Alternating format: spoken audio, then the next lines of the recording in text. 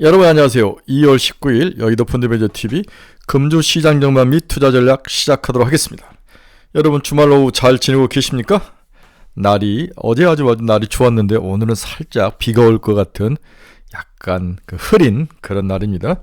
저도 오늘 좀 잘 쉬고 공부 생각도 좀 많이 하고 또 다음 주 우리가 이제 스터디 모임이 있는데 뭔가 시장의 새로운 변화 이런 것들에 대해서 좀 관심 있게 보려고 온갖 자료를 다 봤는데 머리만 복잡해지고 결론을 내지 못한 그런 복잡한 주일 오후다 일요일 오후다 이렇게 봐야 될 것 같아요. 다음 주는 엔비디아 그리고 밸류업 이 두 단어가 또 시장에 큰 화두를 성성할 것 같다. 특히 엔비디아가 미국 시간으로 21일, 우리나라 시간으로 22일 새벽에 이제 실적이 발표되는데 과연 엔비디아가 새로운 상승의 모멘텀이 될지 아니면 늘 소문난 잔치에 먹을 것은 없다. 그 유명한 소문난 잔치에 먹을 것 없는 그러한 이벤트로 끝날지 중요한 기로에 서 있다. 엔비디아가 생각보다 실적이 좋다면 시장은 한 번 더 밸류업이 돼서 진짜 밸류업이 돼서 날아갈 가능성이 높아 보이고 그렇지 않는다면 시장은 다시 밸류업이라든지 단기 다양한 테마로 변화가 좀 스위칭 매매가 일어날 것 같은 그런 중요한 기로에 서 있는 게 이번 주 21일 한국 시간으로 22일 이렇게 될 것 같습니다. 주 후반이죠. 그 전까지는 큰 변동 없이 먹고 터지고 일어나는데 지난 금요일 한국 주식시장에서는 반도체 관련 HM 이런 종목들은 큰 조정을 받고 대신 자동차라든지 밸류업 그다음에 다양한 특히 이제 의사 파업 관련주들이 시장에서 리딩 역할을 하면서 새롭게 단기 테마로 떠올랐습니다. 의사들의 단기 파업 문제가 쉽게 사그라들지는 않을 것 같은데 한번 생각을 해봐야 될 것 같다. 단기 테마로는 한번 해볼 만한 그런 모습이다. 목표 수익률 한 20% 잡고 하면은 해볼 만하다 이런 생각도 좀 듭니다. 또는 이제 봄 기운이 늘 3월이 되면 1월 초에 강하게 반영된 것들이 살짝 이제 색깔이 변하죠. 어떤 봄 기운에 의해서 새롭게 변하고 또 새로운 테마들, 새로운 단기 테마들이 시장을 형성해서 5월 초나 5월까지 가다가 그 다음에 시장이 셀인 메이로 가는 그러한 그 사이클이 항상 나타났는데 올해도 그렇게 나타날 가능성이 높아 보여서 봄 기운을 맞이할 새로운 테마, 이 테마에 집중을 하고 좀 자기 포트폴리오를 관리를 해야 되는 게 아닌가 그런 생각을 해봅니다. 금주 시장 전망 및 투자 전략 까보니까 별것 없다. 엔비디아 과연 소문난 잔치일 것인가 아니면 먹을 것이 있는 잔치일 것인가 중요한 기로에 놓인다. 이 정도 이렇게 보시고 금주 시장 전망 및 투자 전략 출발해 보도록 하겠습니다. 구독, 좋아요 많이 눌러주십시오. 네, 전주 금요일 미국 증시를 한번 간단히 살펴보면 1월 생산자 PPI 지수가 발표됐는데 예상보다 아주 강했습니다. 생각보다 아주 강하면서 전체적으로 성장주들이 박살난 그런 한 주가 됐다. 다우는 한 주간 0.12% 하락하였고 S&P와 나스닥은 0.42, 1.34% 하락이 컸는데 주로 이제 주 후반에 가서 PPI 지수가 올라오면서 박살이라는 모습이 영향을 미친 것 같습니다. 3대 지수 5주 연속 오름세를 보인 후에 6주 만에 살짝 쉬어가는 그런 모습이다. 따라서 당연한 조정, 건전한 조정 이렇게 봐야 되는데 이번 주 2월 마지막 주까지 어떤 모습으로 갈지 한번 봐야 될 것 같아요. 이번 주 월요일은 미국이 프레지던트 데이로 휴장을 하고 있고 투자자들은 1월 PPI고 연방제도 페드의 당국자들의 발언이 시장에 큰 영향을 미친 그런 날이었다. 금요일이 그렇게 봐야 될 것 같습니다. 먼저 PPI 지수를 보면 YY는 0.9% 상승을 했는데 이게 전월 비로는 0.3% 상승을 했습니다. 하락을 하는 게 아니라 상승을 하면서 MOM으로 전월 대비로 상승을 하는 모습이 나타나면서 시장에 충격을 줬는데 이 부분이 CPI와 PPI 모두 좋지 않는 모습이 미국 패드의 향후 금리 인하를 좀 딜레이 시킬 수 있는 그런 가능성 이러한 것들 때문에 성장주들이 S&P 500이나 나스닥이 철크덕 물리는 하락하는 그런 모습을 보였습니다. 이제 항상 PPI가 오르면 이제 금리를 보게 되는데 국채금리는 큰 변동은 없었습니다. 2년짜리는 4.644, 1.2bp 상승을 했고 10년짜리는 오히려 1.4bp 하락하는 그런 모습. 나머지 것들은 6bp, 1bp 상승은 크지는 않았습니다. 또 지난 금요일 PPI가 안 좋게 나오는 거 하나 플러스 또 연준의 다양한 연방 은행장들이 자기 나름대로 발언을 했는데 전부 다 매파적인 발언을 했죠. 특히 라파엘 포스트 애틀란타 총재는 전날 뉴욕대 강연에서 미국 경제와 노동시장이 여전히 강세를 보이고 있어서 금리 인하를 서둘 필요 없다, 뭐 이런 식으로 이야기를 하는데, 여러 명들이 이야기했는데 전부 매파적이다, 시기적으로 너무 서두를 필요 없이 천천히 가자, 이렇게 이야기를 했습니다. 결국은 하반기에 승부를 내야 되는데, 저는 달리 표현하면 결국 미국의 금리 인하가 하반기에 집중이 돼야 선거를 앞두고 뭔가 효과가 있는 게 아닌가, 또 이런 식으로 정치적인 의미를 가지고 하반기로 밀어버리는데, 하반기에 금리가 확실히 인하되고 또 여러 번 인하가 된다면 오히려 상반기에 선반영될 가능성이 있을 것 같은데, 이미 선반영은 됐다고 생각하는데 이게 다시 그러지 않다라고 해서 대꾸받고해서 다시 토해내고 이런 상황이 계속 반복되는데, 일단 지난 금요일 연준의 연준 지방은행 총재들의 발언은 아주 매파적이었다. 하지만 이게 시장을 움직일 수 있는 그런 변수는 아니다. 이건 그냥 한쪽 귀를 듣고 한쪽 귀를 흘려야 될 어떤 상수일 뿐이다, 이렇게 봐야 될 것 같습니다. 큰 효과는 없다. 또 금요일날 다양한 실적이 발표됐는데, 특히 슈퍼 마이크로 컴퓨터죠. 네, SMCI인데 SMIC죠. SMIC 슈퍼 마이크로 컴퓨터 XM 냉각을 하는 그러한 회사이더라는데 19.9% 거의 20% 가까이 하락을 하는 모습, 거의 밈지수화 되는데, 우리나라 서학개미들이 아주 좋아하는 종목 중에 생기로 들어온 게 램하고 슈퍼 마이크로 컴퓨터 두 개죠. 네, 변동성은 크게 나타나는 모습이 있었습니다. 엔비디아는 0.06%, 전체적으로 나스닥이 좋지 않은데 엔비디아의 하락폭은 그렇게 크지는 않았습니다. 테슬라는 0.25% 하락, 따라서 엔비디아, 테슬라 모두 하락을 하면서 미국 주식시장에 살짝 금이 가는, 어떻게 보면 기간 조정이었죠. 5주 올랐으니까 6주째 좀 쉬어가는 그런 모습이 나타났다, 이렇게 봐야 될 거다. 그렇게 염려할 부분은 아니다. 크게 시장을 움직일 것은 PPI 지수밖에 없었다. 연방은행 총재들의 발언은 그렇게까지 시장의 비중은 없었다. PPI가 꺾이지 않는다는 것이 상당히 부담스러운 모습으로 다가왔다, 이렇게 봐야 될 것 같아요. 또 전일 이제 WTI가 지속적으로 빠지지 않고 버티는데, 이스라엘이 수요일 레바논 무자정부 헤즈볼라의 로켓 공격을 받고 다시 이제 공격을 했는데 레바논 남부를 폭격을 했죠. 전쟁이 이제 레바논까지 번지는 그런 모습이 나타나고 있습니다. 그래서 WTI가 79.22달러, 거의 80달러까지 올라오는 초강세를 나타내고 있다. WTI가 빠지지 않으면 미국의 CPI가 안정을 찾을 수 있는 것은 어렵죠. 이런 면들을 좀 복잡하게 하고 있는데, 뭔가 돌파구가 있어야 하는데, 그럼 미국 경제가 갑자기 침체로 가야 되는데 그럴 것 같지는 않다.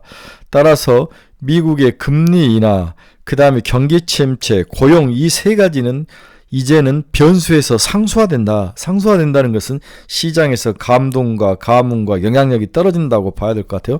그럼 새로운 것은 무엇이냐? 제가 봐서는 성장주들의 실적이라든지, 그 다음에 올해 어떻게 될지, 그 다음에 선거, 트럼프의 그런 선거 전략, 이런 것들이 오히려 변수화되는 게 훨씬 더 시장에 미치는 영향이 크지 않을까.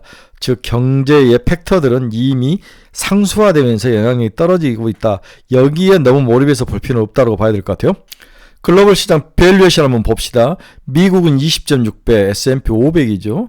그 다음에 이게 뭐 중국이 14.8배인가요? 네, 유럽이 14.8배. 그 다음에 여기 짙은 게 한국이 13.2배. 한국이 11배, 여기 위에 검정게 이제 중국이죠. 중국이 13.2배, 한국은 11배, 이렇게 돼 있는데요. 네, 굉장히 밸류에이션에서 변동은 없다, 그렇게 봐야 될 것 같아요. 네, 중국의 밸류에이션이 거의 뭐 8.6배, 한국이 11배, 일본이 13.2배, 유럽이 14.8배, 그 다음에 미국이 20.6배, 이렇게 다시 봐야 될 것 같아요.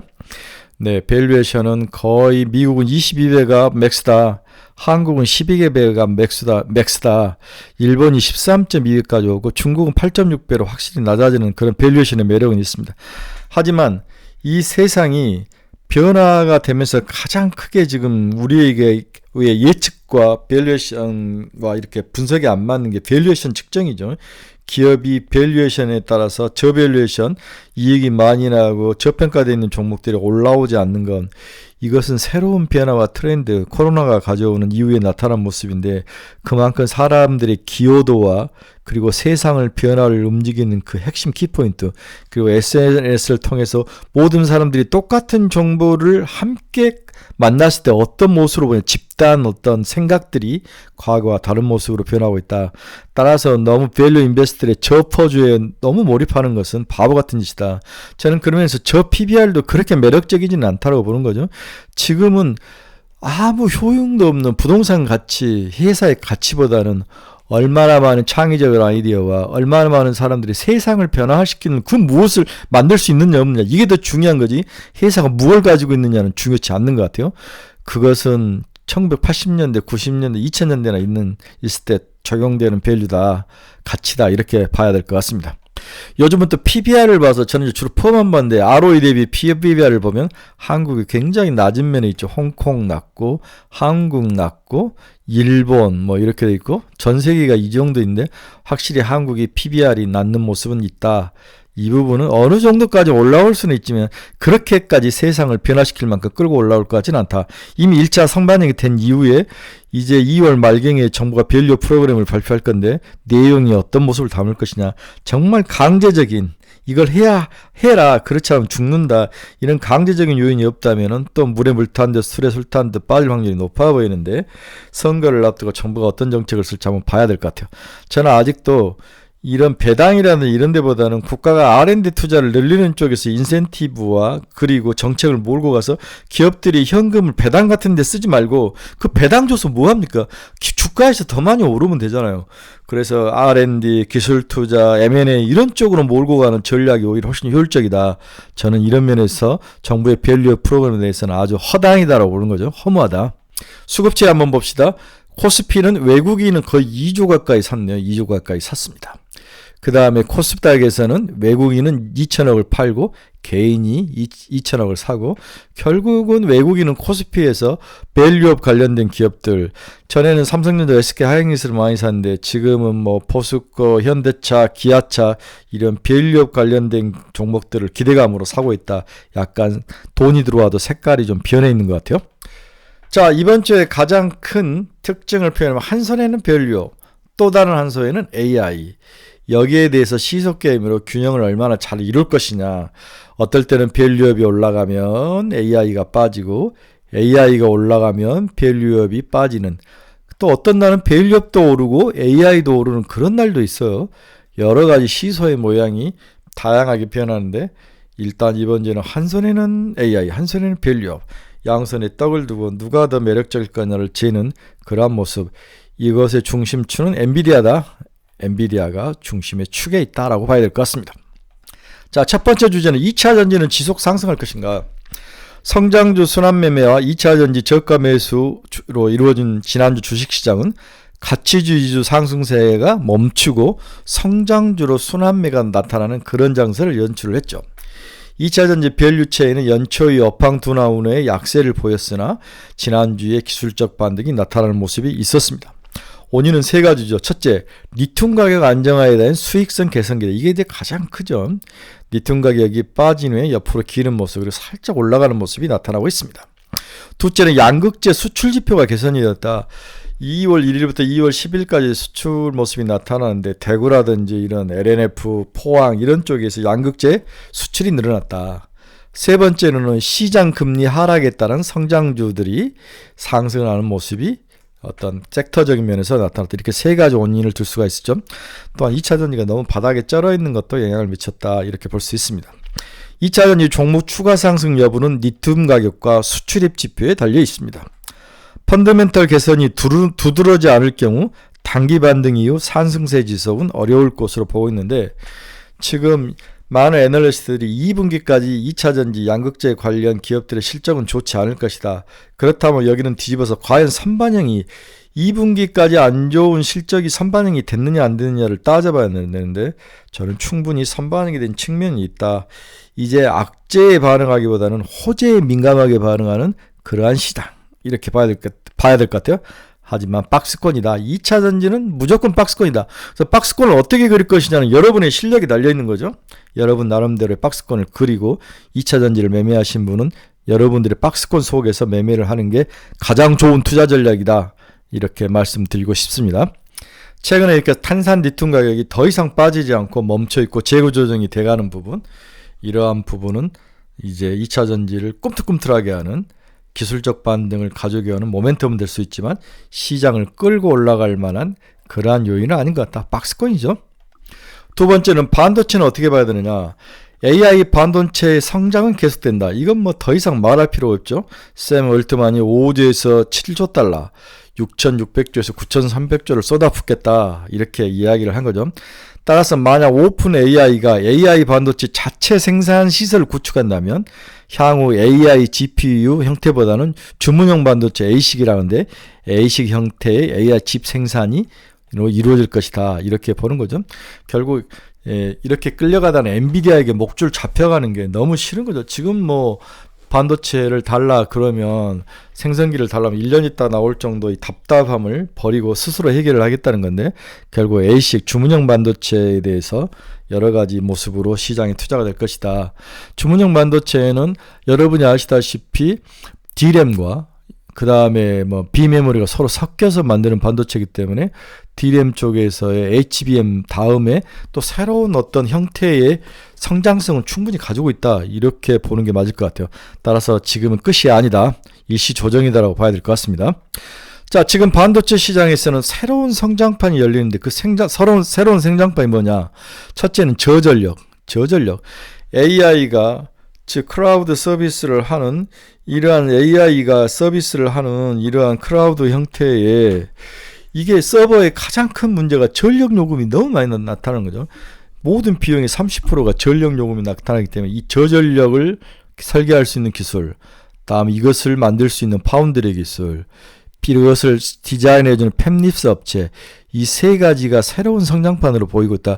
그 중에서 핵심은 저전력 반도체를 만들어주고 깎아주고 디자인해줄 수 있는 저전력 반도체 시장. 이런 면에서 ARM, 이런 다음 TSMC 이런 회사들이 굉장히 새로운 미래 먹거리인데 향후에 새로운 성장판이 열렸는데 지금보다도 20배 이상 성장할 것이다. 굉장한 거죠. 20배 이상 성장할 것이다. 이 이야기를 하고 있습니다.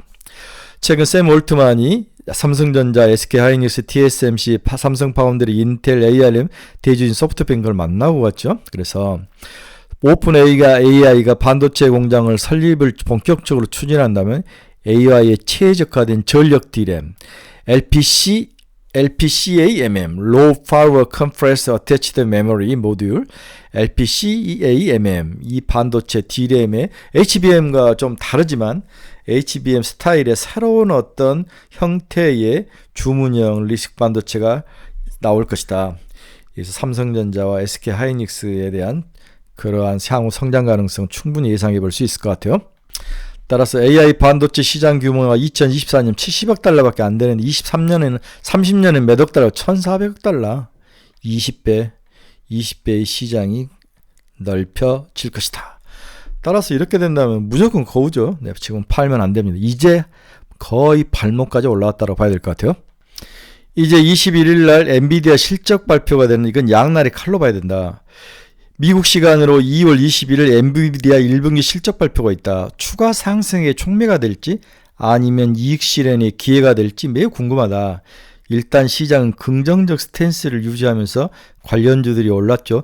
특히 엔비디아 당사자가 주가가 많이 올라서 벌써 1, 2위까지 올라오는 그러한 모습을 보였는데 지난해부터 올해까지 약 288%를 상승을 시현한 엔비디아 주가는 1분기 실적 발표가 있는데 한국 시간에는 22일 오전 7시 실적을 발표한다.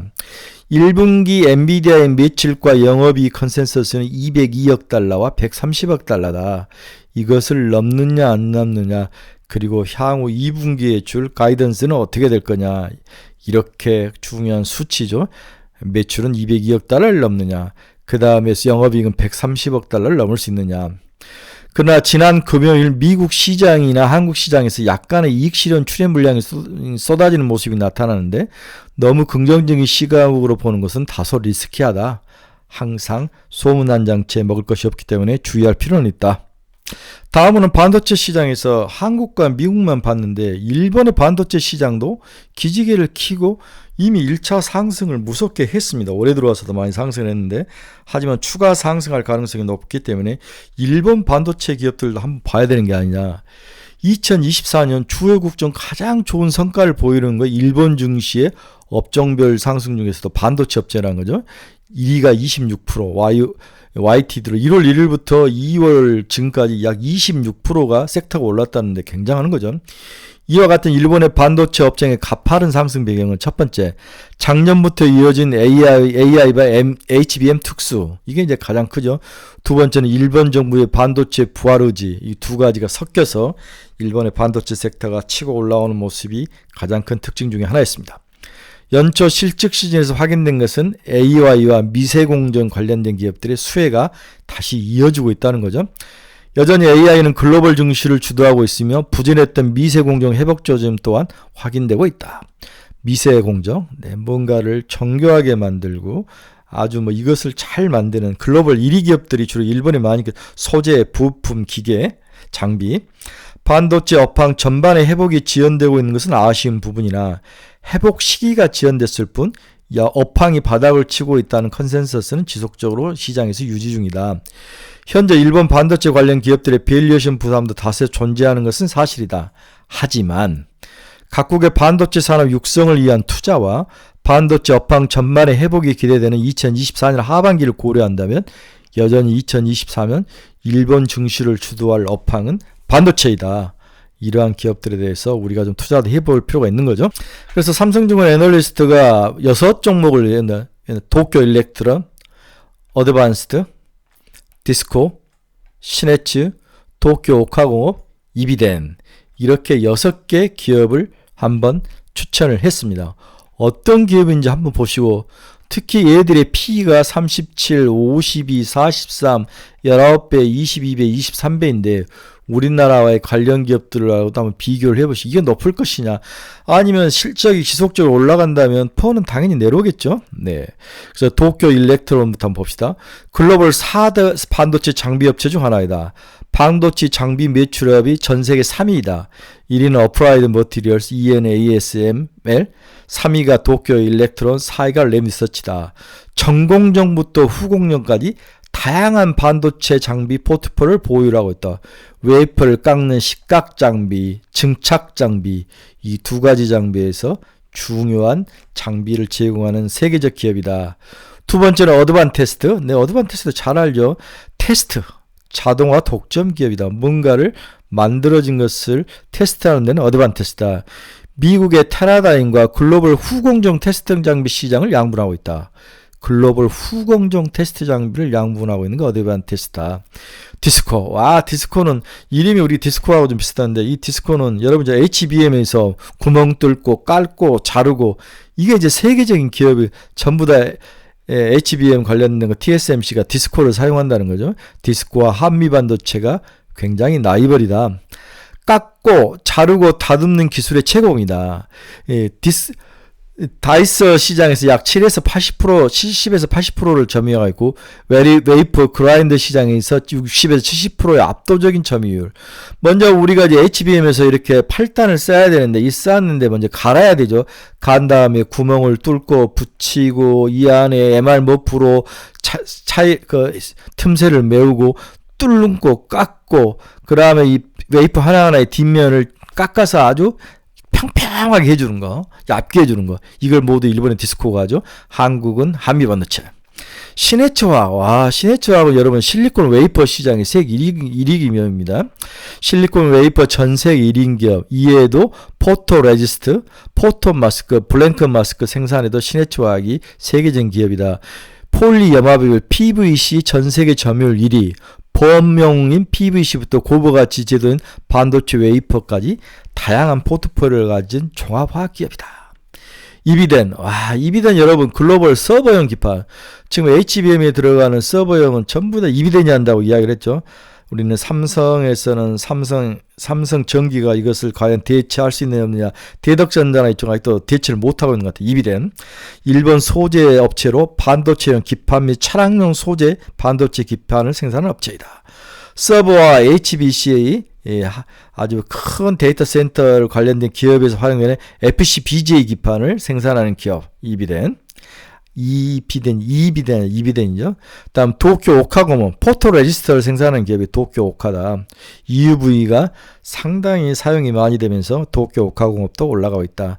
따라서 이 6개 기업을 한번 여러분들이 꼭 한번 머리에 두시고, 우리가 일본 기업도 충분히 살 수 있습니다, 여러분. 근데 미국 기업처럼 살 수가 있으니까 한번 이 중에서 한번 보는. 뭘 사야 되냐? 저는 뭐 도쿄 일렉트로닉, 어드밴티스트, 디스코 이 정도, 이비덴 이 정도는 사야 된다 이렇게 생각을 하고 있습니다. 그래서 한번 여러분들이 후한국과 여기에 관련된 기업들 한번 쭉 보시고 일본의 반도체 기업들도 관심을 가지셔야 합니다. 네, 밸류 관련 기업들은 1차 상승이 이미 되고 가장 큰 흥국 사재가 올라가다가 이제 최근에는 좀 올라가는 게 약해지는 모습이 나타나는데, 무작정 많이 올라갈 수는 없죠. 2월 말경에 발표될 정부 정책에서 강제성이 있느냐 없느냐 이 조항을 봐야 되는데, 그럴 때 다시 한번 레벨업이 되든 박살이 나든 결정이 되지 않을까 그런 생각을 해 봅니다. 마지막으로 우리가 볼만한 것은 자동차다. 밸류 프로그램도 들어가고 실적도 좋고 그나마 볼만하다. 그렇죠? 특히 제니시스가 하이브리드 모델을 준비하고 있다는 소식도 들리죠. 그 다음에 우리가 현대자동차가 트럭, 전기차 트럭도 만드는 거, 이 트럭 관련된 그러한 뭐라 그럴까요? 특허를 냈다는 거예요. 호주 특허청에 아이오닉 T10이라는 상표를 호주 특허청에 넣었다. T는 트럭을 의미한다. 이런 기사도 나타났습니다. 글로벌 픽업 트럭 부분도 이제 살짝 좀 침체 가는데, 전기차 시장의 남은 부분이 바로 트럭 시장이다. 픽업 트럭 시장이다. 언젠가 현대도 여기에 이제 뛰어 들어가야 되는데 준비를 하고 있는 게 아닌가. 시간은 좀 오래 걸릴 것 같아요. 하지만 주식이라는 게 기대감으로 갔기 때문에 밸류업과 실적과 미래의 먹거리를 그나마 준비하는 것은 자동차다. 근데 현대 자동차가 이제 25만 원에 와 있는 거죠. 목에 차 있다고 보는 사람도 있고 30만 원까지 뻗을 수 있는 거냐. 그다음 기아차는 11만 원, 12만 원대인데 이게 두 중에서 누구를 사야 되느냐 이런 갈림길이 있는데, 저는 현대차는 28만 원, 기아차는 13만 원까지는 가지 않겠나. 좀 더 들고 와도 될 것 같다. 추경 매수는 비추다. 이렇게 결론을 내드리고 싶네요. 네, 이번 주 투자 종목은 저희 카페에 올려놨습니다. 제가 10종목 올려놨으니까 관심 있으신 분들은 저희 카페로 들어와서 한번 보시기 바랍니다. 네, 이번 주 경제 캘린더를 한번 봅시다. 19일날 미국 증시, 월요일날 휴장이라고 이야기 드렸죠. 네, 20일날은 뭐 특별한 거 없습니다. 21일날은 미국 FOMC 회의록이 나오네요. 22일날은 1월 기존 주택 판매, 2월 제조업 서비스 PMI, S&P 글로벌 PMI가 나오고 1월 CPI가 나오네요. 그렇죠? 네, 이것은 미국이 아닌데, 네, 이거 다른 나라인 것 같아요. 네, 23일 금요일은 일본 증시 휴장 이렇게 돼 있습니다. 빅테크 마지막 엔비디아 실적 발표 예고, 연일 랠리를 이어가는 테크 업종의 차익 실현 욕구가 자극이 된다. 이 애널리스트도 한 줄 코멘트를 그렇게 썼습니다. 이번 주는 별 특별한 건 없다. 내일 미국 시장이 휴장에 들어가고 21일날 우리나라에서 22일날 새벽 7시에 발표될 엔비디아 실적이 모든 것을 가름을 한다. 하지만 그 전까지는 밸류업, 2차전지, AI, 반도체, 그 다음에 초전도체 뭐 이런 것들이 일로 치고받고 하는 모습이 나타나는데, 한번 잘못 걸리면 바닥으로 들어가고 또 한번 잘 걸리면 상한가를 가는 그런 무서운 변동성이 심한 장, 종목장, 순환매가 빠른 장, 이런 장이 계속 이어질 건데 방법은 없습니다. 저는 여전히 반도체, AI, HBM 이러한 관련된 종목들이 아직도 먹거리가 많이 남아있다. 참고 견디고 사서 인내해서 목표 가격에 오면 팔고 나오는 그러한 전략에는 현재 시장을 이길 특별한 방법은 없다. 이렇게 정리를 해드리고 싶습니다. 여러분 중에서 투자의 방향성을 잃어버리신 분들은 저희 카페로 오십시오. 이 종목을 주소를 치고 들어오면 됩니다. 제가 바로 허락을 해드립니다. 또 종목 상담이 필요하신 분도 이 주소를 치고 들어오십시오. 그리고 매일매일 관심 종목도 올려놨으니까 이 주소를 치고 들어오시기 바랍니다.